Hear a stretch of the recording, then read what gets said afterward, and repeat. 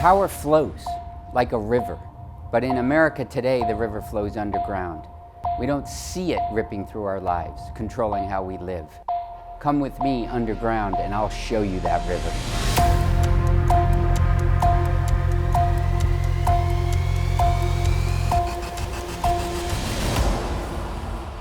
I represent the victims of corporate crime. Corporations use every lawful tactic, and they use unlawful ones too, to keep me from penetrating their defenses. But sometimes I get in.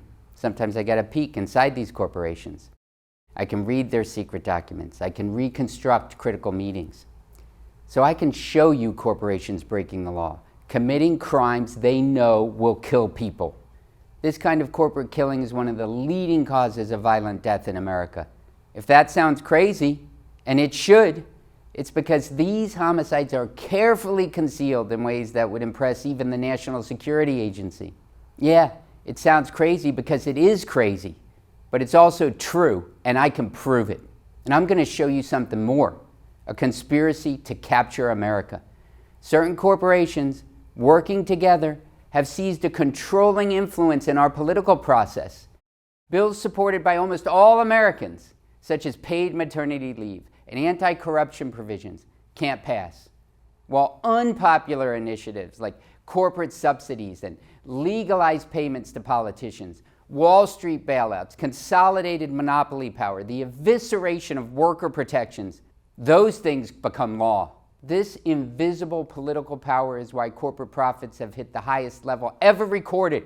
It's why our economy has crashed into a kind of warlord capitalism, and why so many Americans are falling into extremism, anger, and despair.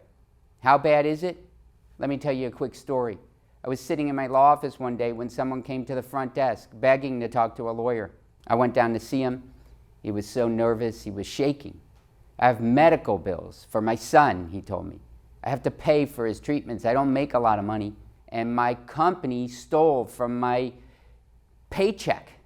He told me how he was getting shorted. So I looked at all the documents, and sure enough, his company was stealing wages. I figured it was a big mistake. Big, rich companies don't steal from their workers, not in America. But I was wrong. It turns out 64% of low-wage earners have pay stolen. The average worker with low wages has over $2,500 stolen every year. It adds up to more than all the bank robberies in America combined. And what's even crazier is this: the companies get away with it. The companies have purchased politicians that help them. There is no law enforcement for that kind of robbery. And once these companies have that power, it's not just wages they steal. Power corrupts. You know that. What you don't know is that you're in physical danger, and that danger keeps growing. It doesn't have to be that way. Americans have saved their country from corporate capture before, and we can do it again. But first we have to wake up and see the danger. Where I grew up, we all knew what it meant when they raised two red and black flags, one on top of the other.